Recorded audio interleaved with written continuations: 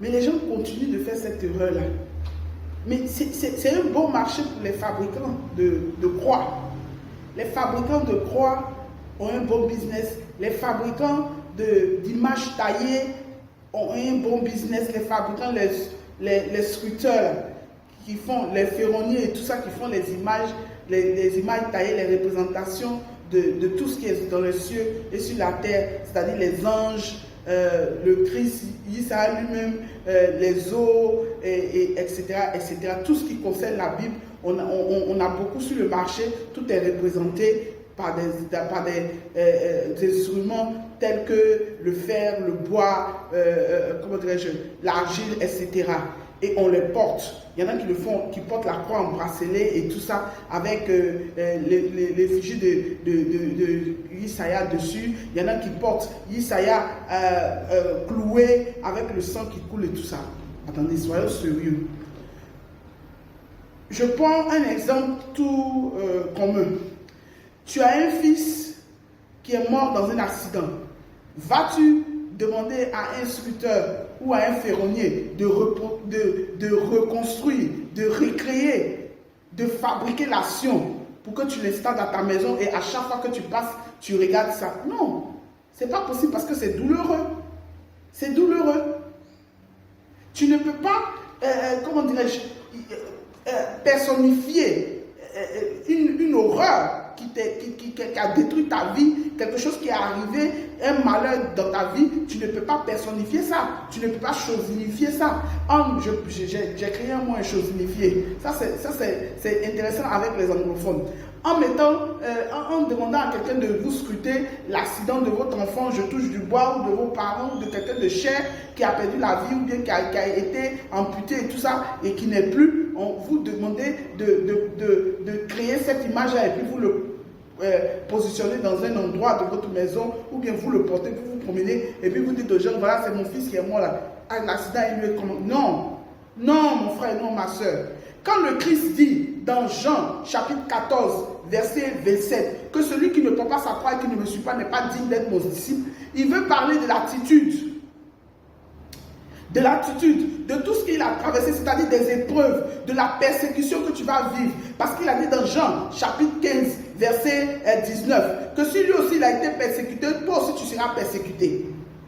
Tu comprends? C'est de ça qu'il parle, c'est de ça qu'il s'agit. Mais il n'a pas dit d'aller fabriquer quelque chose. Parce que ça a été interdit dans Deutéronome chapitre 4, verset, comment dirais-je, verset 16, je pense. Mais dans tout le livre de Deutéronome chapitre 4, vous pouvez lire. Dans Nombre, chapitre 33, verset 52, ça a été interdit.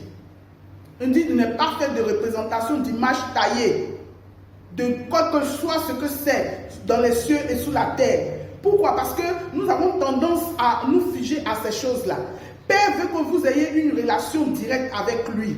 Il veut, parce qu'il est votre Père. Quand tu veux parler à ton Père, tu ne vas pas chercher un bois pour mettre au milieu. Tu ne vas pas chercher une argile pour mettre au milieu. Tu ne vas pas chercher un fer pour mettre au milieu pour parler à ton Père. Tu tapes la porte où il se trouve, tu le croises et puis tu lui parles. C'est cette relation-là que Père veut. Et c'est pour ça que le Christ Isaïe est mort pour nous. Il dit, je suis le chemin. Dans Jean chapitre 14, verset 6. Je suis le chemin, la vérité et la vie éternelle. Nul ne va au Père que par moi. Donc que cherches-tu? Tu n'as pas besoin de ces objets-là pour savoir que tu es en train d'adorer Dieu, pour qu'il t'entende. Ne porte plus de croix. Vis ta vie, la vie de Christ. Il veut que tu traverses les épreuves. Père a dit dans un Proverbe chapitre, dans Somme plutôt, dans Somme chapitre 34, verset 19, que toutes les épreuves que nous traversons, nous allons traverser beaucoup d'épreuves parce que nous avons accepté de le suivre. Il a parlé de juste en autres.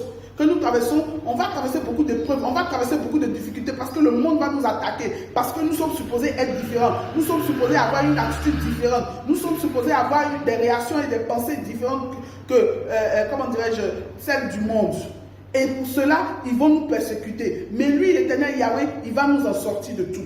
C'est ça qu'il a dit, il n'a pas dit qu'on ne va pas souffrir. C'est pour ça qu'il a dit, celui qui ne prend pas sa croix et qui ne me suit pas n'est pas digne d'être mon disciple. Celui, dans Jean chapitre 14, verset 15, celui qui n'observe pas mes commandements ne m'aime pas. C'est ça la vérité.